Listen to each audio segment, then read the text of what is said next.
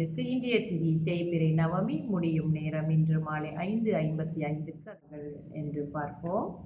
கல்வியை கற்றதால் கர்வம் கொண்டு, அதாவது நம்ம அனைவருக்கும் என் அன்பான காலை வணக்கங்கள்.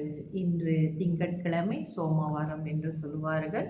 சிவனை வழிபட்டு தியானத்திலே சிவனை பார்த்து நம்ம மன அமைதி பெற்றுக்கொள்வோம். தொடர்ந்து இன்றைய பஞ்சாங்கம் பார்ப்போம். இன்றைய தேதி 11ஆம் தேதி 5ஆம் மாதம் 2026 திங்கட்கிழமை, தமிழ் மாதம் சித்திரை. இன்றைய சூரிய உதயம் 7:02க்கு, சூரிய அஸ்தமனம் 7:17க்கு, இன்றைய திதி தேய்பிறை நவமி முடியும் நேரம் இன்று மாலை 5:55க்கு, அதன் பிறகு தசமி ஆரம்பமாகும்.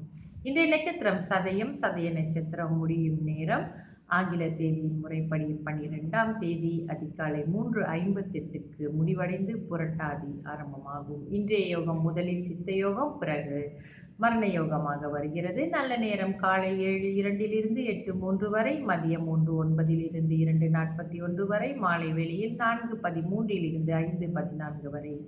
ராகு கால நேரம் காலை 8:33 10:05 வரை, யமகண்ட நேரம் காலை 11:37 மதியம் 1:09 வரை, கூலிகன் மதியம் 2:41 4:13 வரை. சந்திராஸ்தம ராசி கடகராசி அன்பர்களுக்கு இன்று சந்திராஸ்தமம். இவர்களுக்கு நாளை இரவு 9:55க்கு சந்திராஸ்தமம் முடிவடையும். இன்றைய ராசி பலன் பார்ப்போம். மேச ராசிக்கு வரவு, ரிஷப ராசிக்கு பக்தி, மிதுன ராசிக்கு ஓய்வு, கடக ராசிக்கு விருத்தி, சிம்ம ராசிக்கு துணிவு, கன்னி ராசிக்கு போட்டி, துலாம் ராசிக்கு லாபம், விருச்சிக ராசிக்கு மேன்மை, தனுசு ராசிக்கு இன்பம், மகர ராசிக்கு கவலை, கும்ப ராசிக்கு வெற்றி, மீன ராசிக்கு பரிவு.